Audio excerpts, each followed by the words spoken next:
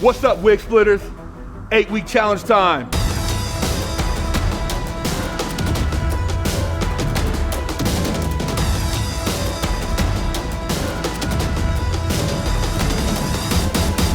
Starting January 1st to February 26th, we're gonna reward the best transformations, men or women. You're gonna get rewarded. 5 G's first place, second place 1,500. Then we're gonna do 5 runner-ups for some yard time.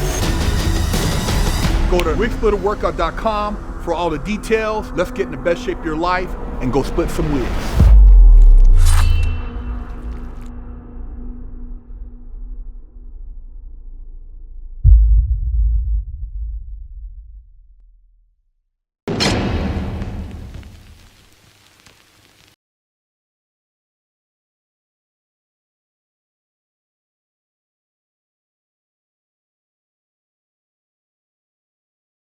What's up, everybody? Big Hurt getting down fresh out. You tune into another edition of Prison Talk. Make sure you hit that subscribe button. I'm here with Ismael Soto, and he has some interesting information on how to obtain a pardon. Because a lot of you guys don't know you can actually go and get a pardon and it'll change your life. Right. So when I was in jail, I was in the county jail actually in Theo Lacey. I'd already gone to the pen. They shot me out to court, fighting a case there for a couple months. And I started seeing people get commutations, and I didn't even know what the word meant. And I said, okay, I'm gonna fill out this paperwork. People were getting their charges dropped, 35%. Little secret was coming around where people saying your charges, people's time was gonna go from 50% to 35%. So I started filling out commutations, and then Prop 47 hit, and I started filling out Prop 47 paperwork from jail. Mm-hmm. I'm sending them to the district attorney in San Diego who first convicted me. I'm trying everything I can. I got out and I said, you know what? I started getting those letters back, and I thought, you know what? I'm gonna do whatever I can to clean this record. I started doing research. If you have been sentenced to prison in the state of California, you cannot get an expungement, right? You have to apply for what is called a certificate of rehabilitation, right? Each county has a website on the district attorney's website. I don't care what county it is in California. They all have a packet that's up there. Print the packet off and fill it out. There's a little bit of criteria. You have to have been out for 2 years. Mm-hmm. You have to have been clean for 2 years, and you have to have no probation. Fines, I'm not so sure about. Okay. I didn't have restitution, so I didn't know where I stood on that. But I filled out this paperwork for a certificate of rehabilitation. This is the first step to obtaining a pardon. Okay. If you haven't been to prison and you've only been to county jail, you can apply for an expungement. Right? A commutation is when you're asking for your sentence to be lowered.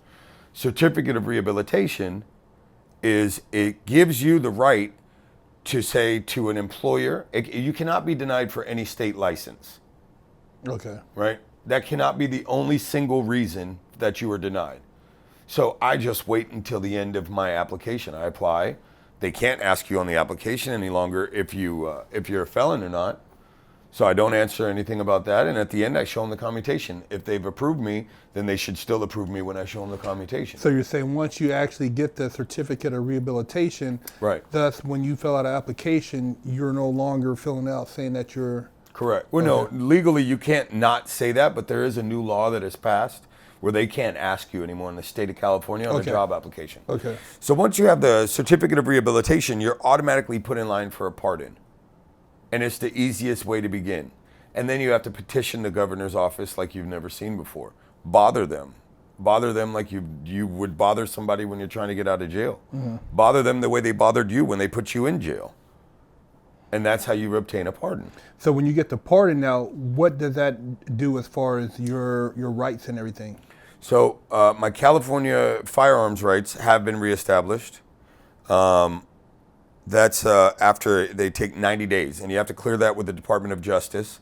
Your arrest record is still on there. It still lists your arrest. If somebody was to run you what's called NCIC, the police were to run you NCIC, they'd see your arrest, but you have no more convictions. Okay, I got you. And you've been pardoned in the state's eyes. Okay, so as far as like, somebody just asked me as far as like, say, obtaining real estate license or that could be done without a pardon. That could be done with a certificate of rehabilitation. As long as it's not a sex crime or, I believe, murder.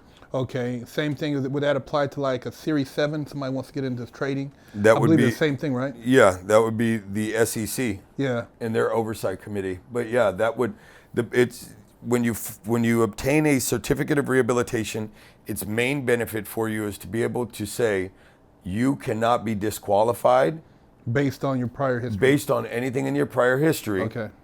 with this piece of paper for any state or federal license. Okay. So man, that's good information, because a lot of people, like you said, it's just a matter of filling out the paperwork.